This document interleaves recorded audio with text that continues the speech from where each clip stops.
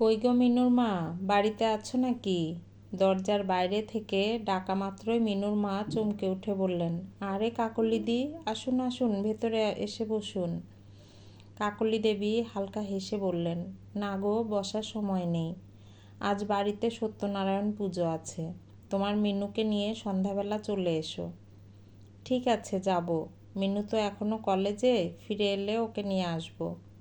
আচ্ছা, তাহলে চললাম, এখনও অনেককে বলা বাকি।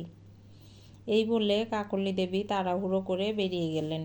মিনু পাড়ার গর্ব, একজন কলেজের অ্যাসিস্ট্যান্ট প্রফেসর। ছোটবেলা থেকেই পড়াশোনায় মেধাবী। তার বাবা একটি ছোট রেডিমেড দোকান চালান।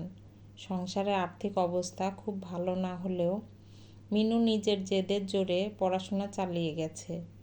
উচ্চ মাধ্যমিকের পর থেকেই নিজের খরচ নিজেই সামলেছে। আজ সে একটা নামকরা কলেজে শিক্ষকতা করছে।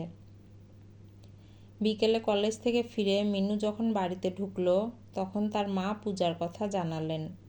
কাকলিদি ডেকে গেছে, সন্ধ্যাবেলা সত্যনারায়ণ পূজায় যেতে হবে। মিনু একটু ক্লান্ত থাকলেও রাজি হয়ে গেল। সন্ধ্যাবেলা মিনু ও তার মা কাকলি দেবীর বাড়িতে পৌঁছালেন। সেখানে গিয়ে দেখলেন পাড়ার অনেক কাকিমা, জেঠিমা এবং তাদের বৌমারা ইতিমধ্যে এসে জড়ো হয়েছেন। পূজার প্রস্তুতি চলছে, তবে এখনও শুরু হয়নি। কাকলি দেবী তার বৌমাকে নিয়ে ব্যস্তভাবে পূজার জোগাড় করছেন। হঠাৎ তিনি সবার মাঝে এসে বসে দীর্ঘশ্বাস ফেললেন। কি আর বলবো, 3 বছর হয়ে গেল বিয়ে হয়েছে, এখনও কোনো বাচ্চা হলো না। তাই ভাবলাম সত্যনারায়ণ পূজা দিলে হয়তো ভগবান সন্তুষ্ট হবেন।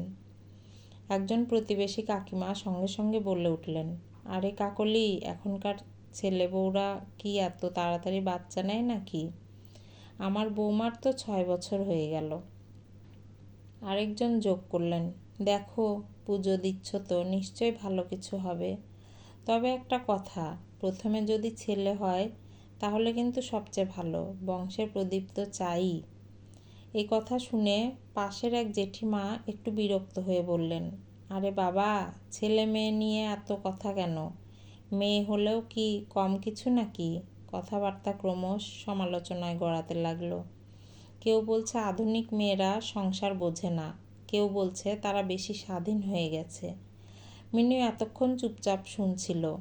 সে এসব কথায় খুব একটা গুরুত্ব দেয়নি, কিন্তু হঠাৎ কথার মোড় ঘুরে গেল তার দিকে।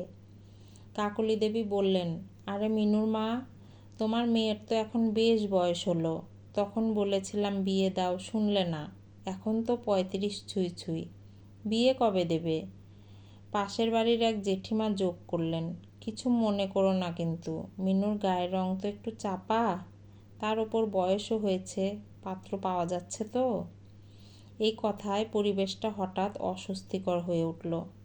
মিনুর মা এতক্ষণ শান্ত ছিলেন। এবার তিনি দৃঢ় গলায় বললেন, তোমাদের এত চিন্তা কেন মিনুর বিয়ে নিয়ে? বিয়ে দিলে তো তোমাদের মতো শাশুড়িদের মুখোমুখি হতে হবে। বাচ্চা না হলে একরকম কথা, মেয়ে হলে আরেক রকম কথা, এইসব শুনতে হবে। তিনি একটু থেমে আবার বললেন, মিনু এসব দেখে বিয়ে নিয়ে তাড়াহুড়ো করতে চায় না। তবে বিয়ে দেব, আর পাত্র সে নিজেই পছন্দ করে রেখেছে। চারিদিকে নিস্তব্ধতা নেমে এলো।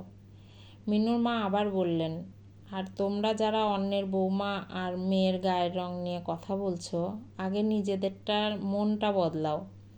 এত বড় করে পুজো দিচ্ছ, দেখো না এই পুজোর সঙ্গে সঙ্গে মনটাও একটু পরিষ্কার হয় কিনা।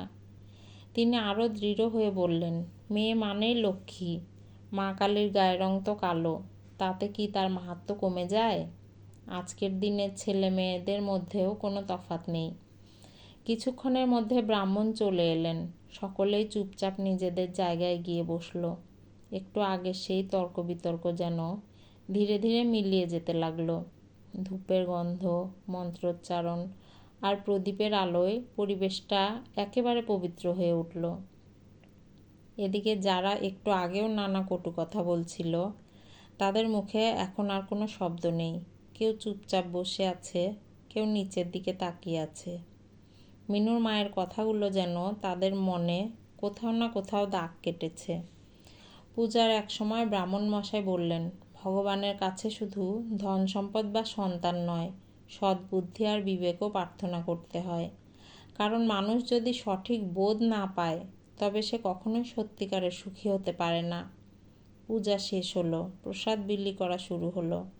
চারপাশে আবারও ধীরে ধীরে কথাবার্তা শুরু হলেও সে আগের মতো তীক্ষ্ণতা আর ছিল না। অনেকেই মিনুর মায়ের দিকে তাকিয়ে একটু সংকোচের হাসি দিল। সেদিনের সেই পূজা শুধু নিয়ম রক্ষার অনুষ্ঠান হয়ে থাকেনি, একটা আয়নার মতো কাজ করেছে, যেখানে প্রত্যেকে নিজের মানসিকতার প্রতিফলন দেখতে পেয়েছে।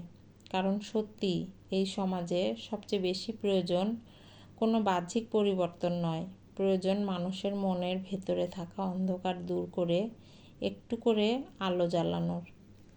কলমে বর্ষা ঘোষ, কণ্ঠে লাবণী সাহা।